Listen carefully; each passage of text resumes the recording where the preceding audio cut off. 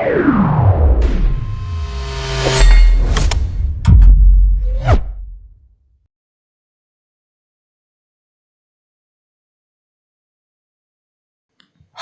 കൂട്ടുകാരെ, ഇന്ന് നമ്മൾ പറയുന്നത് 3ാം ക്ലാസ് മലയാളം 7ാമത്തെ അധ്യായം ഒരു സ്വപ്നം പോലെ എന്ന് പറയുന്ന അധ്യായത്തിലെ 3ാമത്തെ പാഠം വസന്തം വന്നപ്പോൾ എന്ന് പറയുന്ന പാഠഭാഗമാണ്. ഇന്നത്തെ ഓൺലൈൻ ക്ലാസ്സിൽ നമുക്ക് മാഷ് എടുത്തു തന്നത് വസന്തം വന്നപ്പോൾ എന്ന് പറയുന്ന ഈ പാഠഭാഗമാണ്. ഈ പാഠഭാഗം കൂട്ടുകാർ നന്നായി വായിക്കണം. അതൊരു വലിയ പൂന്തോട്ടമാണ് എന്ന് തുടങ്ങുന്ന ഈ പാഠഭാഗം നന്നായി വായിച്ചതിന് ശേഷം മാത്രമേ ഇതിന് പറയുന്ന പ്രവർത്തനങ്ങൾ ചെയ്യാവൂ. ഇത് വായിച്ചാൽ ഞാൻ എൻ്റെ വീഡിയോ നീണ്ടുപോകും എന്നുള്ള കാരണത്താൽ മാത്രമാണ് വായിക്കാത്തത്. കൂട്ടുകാർ നന്നായി വായിക്കുക, 2 or 3 ആവർത്തി വായിക്കുക. മനോഹരമായ ഒരു പീച്ചുമരം ഉൾക്കൊള്ളുന്ന പൂന്തോട്ടത്തിൻ്റെ കഥ പറയുന്ന ഒരു കഥയാണ് ഈ പാഠഭാഗം. അത് വായിച്ചതിന് ശേഷം നമ്മളോട് ഇന്ന് പറഞ്ഞ പ്രവർത്തനങ്ങൾ ഏതൊക്കെയാണ് എന്ന് നമുക്കൊന്ന് നോക്കാം. ഇന്ന് നമ്മളോട് ഈ ക്ലാസ്സിൽ ചെയ്യാൻ പറഞ്ഞത് പറയാം എഴുതാം എന്ന് പറയുന്ന പാഠപുസ്തകത്തിലെ ചോദ്യങ്ങൾക്കുള്ള ഉത്തരമാണ്. അതുകൊണ്ടാണ് ഞാൻ ആ പാഠഭാഗം നന്നായി വായിക്കണമെന്ന് പറഞ്ഞത്. 1 or 2 ആവർത്തി വായിച്ചാൽ മാത്രമേ ഈ പാഠപുസ്തകത്തിലെ ചോദ്യങ്ങൾക്കുള്ള ഉത്തരം എഴുതാൻ സാധിക്കുകയുള്ളൂ. 2, ആ പാഠഭാഗം വായിച്ചതിന് ശേഷം നിങ്ങൾ കണ്ടെത്തിയ പുതിയ പദങ്ങളും അവക്ക് പകരം വെക്കാവുന്ന പദങ്ങളും കണ്ടെത്തി എഴുതാനാണ് പറഞ്ഞിരിക്കുന്നത്. ഇന്നത്തെ ക്ലാസ്സിൽ കുറച്ച് പദങ്ങൾ പറഞ്ഞു തന്നിരുന്നു.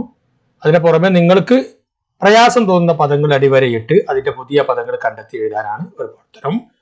3ാമത്തെ പ്രവർത്തനം ഒരു പൂന്തോട്ടത്തിന്റെ മനോഹരമായ ചിത്രം വരക്കാനാണ് പറഞ്ഞിരിക്കുന്നത്.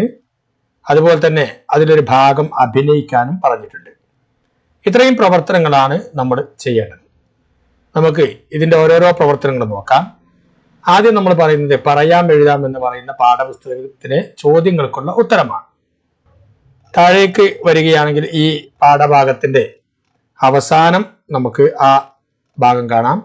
പറയാം എഴുതാം എന്നുള്ള ഈ ഭാഗം. ഈ ഭാഗത്തിലെ ഒന്നാമത്തെ 4 ചോദ്യങ്ങളാണ് ഇതിലുള്ളത്.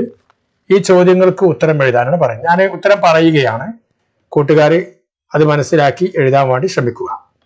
ഒന്നാമത്തെ ചോദ്യം, തോട്ടമുടമയുടെ മനസ്സലിയിച്ച കാഴ്ച എന്തായിരുന്നു എന്നാണ്. തോട്ടമുടമയുടെ മനസ്സലിയിച്ച കാഴ്ച എന്തായിരുന്നു? അതിന് അവസാനത്തിൽ ഒരു രംഗം പറയുന്നുണ്ട് അല്ലെ? എന്താണ് രംഗത്തിൽ പറയുന്നത്? തൻ്റെ പൂന്തോട്ടത്തിലെ പൂക്കാതെ മഞ്ഞു മൂടിക്കിടക്കുന്ന മരത്തിൽ കയറാൻ ഒരു കുട്ടി ശ്രമിക്കുന്നു. കയറാൻ കഴിയുന്നില്ല. മരം ചില്ലകൾ താഴ്ത്തിക്കൊടുത്തിട്ടും അതിൽ കയറാൻ കഴിയുന്നില്ല. അവൻ ചാടിപ്പിടിക്കാൻ ശ്രമിച്ചുകൊണ്ടേയിരുന്നു. ഈ കാഴ്ചയാണ് തോട്ടമുടമയുടെ മനസ്സ് അലിയിച്ചത്. ഈ കാഴ്ചയാണ് തോട്ടമുടമയുടെ മനസ്സ് അലിയിച്ചത്. അത് നമ്മുടെ ടെക്സ്റ്റ് പുസ്തകത്തിൽ ആ പാഠഭാഗത്തുണ്ട്.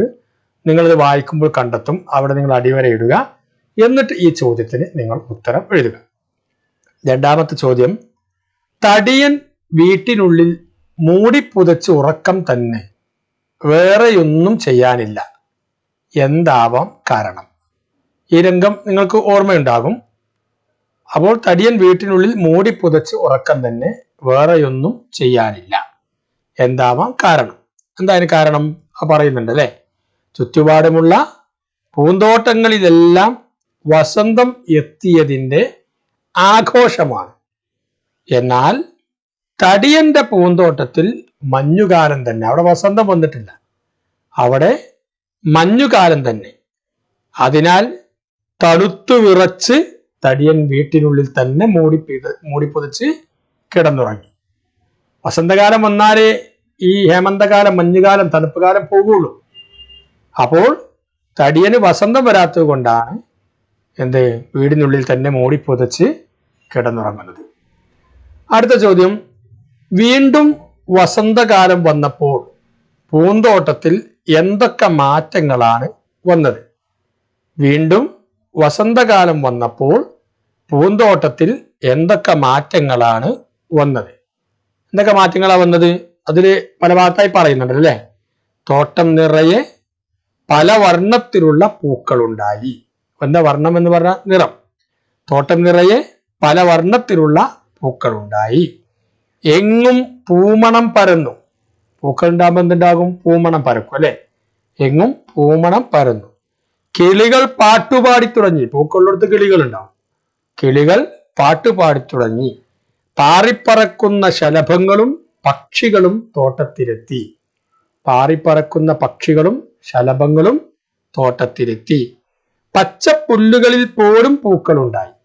പച്ചപ്പുല്ലുകളിൽ പോലും പൂക്കളുണ്ടായി. കുട്ടികൾ മരത്തിൽ ഓടിക്കയറി കളിച്ചു തുടങ്ങി. കുട്ടികളെല്ലാവരും മരത്തിൽ ഓടിക്കയറി കളിച്ചു തുടങ്ങി. ഇതൊക്കെ പാഠഭാഗത്തുണ്ട്. അപ്പോൾ വീണ്ടും വസന്തകാലം വന്നപ്പോൾ പൂന്തോട്ടത്തിൽ ഈ മാറ്റങ്ങളൊക്കെയാണ് ഉണ്ടായത്. ഓക്കെ, ഇനി അവസാനത്തെ ചോദ്യം. അയാളുടെ ഉദ്യാനത്തിൽ, എന്താ ഉദ്യാനം എന്ന് പറഞ്ഞാൽ തോട്ടം, ഉദ്യാനം എന്ന് പറഞ്ഞാൽ തോട്ടം. അയാളുടെ ഉദ്യാനത്തിൽ മാത്രം വസന്തം വന്നില്ല. കാരണം എന്തായിരിക്കും? അയാളുടെ ഉദ്യാനത്തിൽ മാത്രം വസന്തം വന്നില്ല. കാരണം എന്തായിരിക്കും? അവിടെ മാത്രം വസന്തം എന്ന് പറഞ്ഞാൽ പൂക്കാലം വന്നില്ല. കാരണം എന്തായിരിക്കും? പ്രകൃതിയുടെ ഏറ്റവും പ്രിയപ്പെട്ട കുട്ടികളെ അയാൾ പേടിപ്പിച്ച് അകറ്റി അല്ലേ? ആ തോട്ടത്തിലേക്ക് കയറ്റാതെ മതിൽ കെട്ടി അകറ്റി. ഇത് പ്രകൃതിക്ക് പോലും സഹിച്ചില്ല. സ്വാർത്ഥത നിറഞ്ഞ അയാളുടെ ആ പ്രവൃത്തിയിൽ കോപിച്ച് പ്രകൃതി പോലും പിണങ്ങി മാറി നിന്നു. പ്രകൃതിയാണല്ലോ വസന്തം കൊണ്ടുവരുന്നത്. അപ്പോൾ ആ പ്രവൃത്തിയിൽ കോപിച്ച് പ്രകൃതി പോലും പിണങ്ങി അവിടെ നിന്നും, ആ തോട്ടത്തിൽ നിന്നും, ആ ഉദ്യാനത്തിൽ നിന്നും മാറി നിന്നു. അതാണ് എല്ലാ തോട്ടത്തിലും വസന്തം വന്നിട്ടും ആ തോട്ടം മാത്രം മഞ്ഞ് മൂടി കിടക്കാൻ കാരണം. മനസ്സിലായിട്ടുണ്ടാവുമല്ലോ അല്ലെ? ഇതിങ്ങനെ തന്നെ ടെക്സ്റ്റ് പുസ്തകത്തിലില്ല.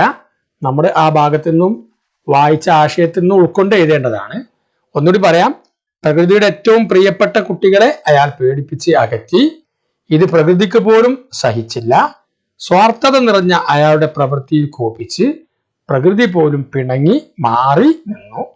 അതാണ് എല്ലാ തോട്ടങ്ങളിലും വസന്തം വന്നിട്ടും ആ തോട്ടം മാത്രം വസന്തം വരാതെ മഞ്ഞ് മൂടിക്കിടക്കാൻ കാരണം. അപ്പൊ കൂട്ടുകാരെ, നമ്മൾ 4 ചോദ്യങ്ങൾക്ക് ഉത്തരവും നമ്മൾ പറഞ്ഞു. ആ ചോദ്യങ്ങൾക്ക് ഉത്തരങ്ങളൊക്കെ ദാ ഈ ഭാഗത്ത് ഉണ്ട്. നിങ്ങൾ അത് വായിച്ച് കണ്ടെത്തുകയാണ് വേണ്ടത്. നിങ്ങൾ അങ്ങനെ കണ്ടെത്തിയതിനു ശേഷം ആ ചോദ്യങ്ങൾക്ക് ഉത്തരം എഴുതി നിങ്ങൾ ടീച്ചർക്ക് അയച്ച് കൊടുക്കുകയും വേണം.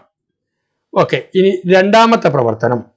ഈ പാഠഭാഗത്തു നിന്നും നിങ്ങൾ വായിച്ച് കണ്ടെത്തിയ പുതിയ പദങ്ങളും ആ പദങ്ങളുടെ അർത്ഥവും എഴുതാനാണ് പറഞ്ഞിരിക്കുന്നത്.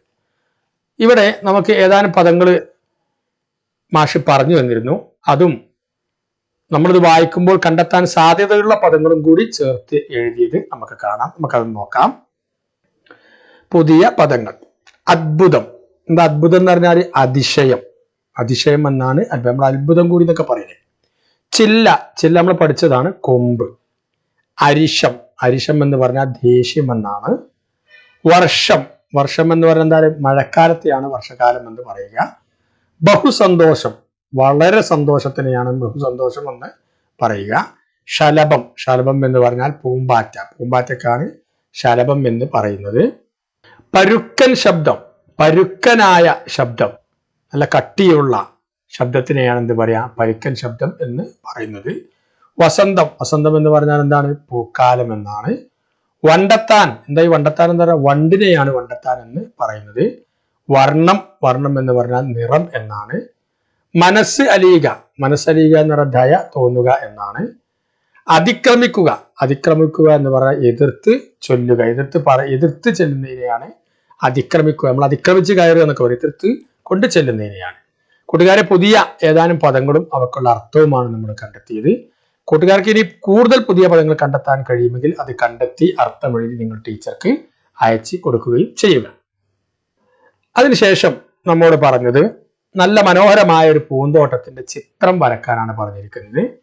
നിങ്ങൾ ഒരു വൈറ്റ് പേപ്പർ എടുത്ത് അല്ലെങ്കിൽ നോട്ട് പുസ്തകത്തിൽ തന്നെ മനോഹരമായ ഇത്തരത്തിലുള്ള ഒരു പൂന്തോട്ടത്തിന്റെ ചിത്രം വരച്ച് കളർ നൽകി നിങ്ങൾ അതിന്റെ ചിത്രം ടീച്ചർക്ക് അയച്ച് കൊടുക്കുകയും ചെയ്യുക. കൂട്ടുകാരെ, ഇന്നത്തെ പാഠഭാഗവുമായി ബന്ധപ്പെട്ട പ്രവർത്തനങ്ങളാണ് നമ്മൾ പറഞ്ഞത്. നിങ്ങൾക്ക് ഈ പറഞ്ഞ കാര്യങ്ങളൊക്കെ മനസ്സിലായിട്ടുണ്ടാകുമെന്ന് കരുതുകയാണ്. നിങ്ങൾക്ക് മനസ്സിലായിട്ടുണ്ടെങ്കിൽ നിങ്ങൾ ഈ ചാനൽ സബ്സ്ക്രൈബ് ചെയ്യുക. നിങ്ങളുടെ കൂട്ടുകാർക്ക് വേണ്ടി ഈ പ്രൈമറി സ്കൂൾ ചാനൽ പരിചയപ്പെടുത്തി കൊടുക്കുകയും ചെയ്യുക. ഒരുപാട് പാഠങ്ങളുടെ പ്രവർത്തനങ്ങൾ നമ്മുടെ ഈ ചാനലുണ്ട്. ഇനി വരുന്ന പാഠങ്ങളുടെ പ്രവർത്തനങ്ങളും നമ്മുടെ ചാനലുണ്ടാകും. ഏതായാലും കൂട്ടുകാർക്ക് ഈ ചാനൽ ഉപകാരപ്പെടുമെന്ന് തീർച്ചയാണ്. നമുക്ക് പുതിയ പുതിയ അറിവും പുതിയ പുതിയ വിവരങ്ങളുമായി നമുക്ക് വീണ്ടും കാണാം. അതുവരെ ബൈ ബൈ.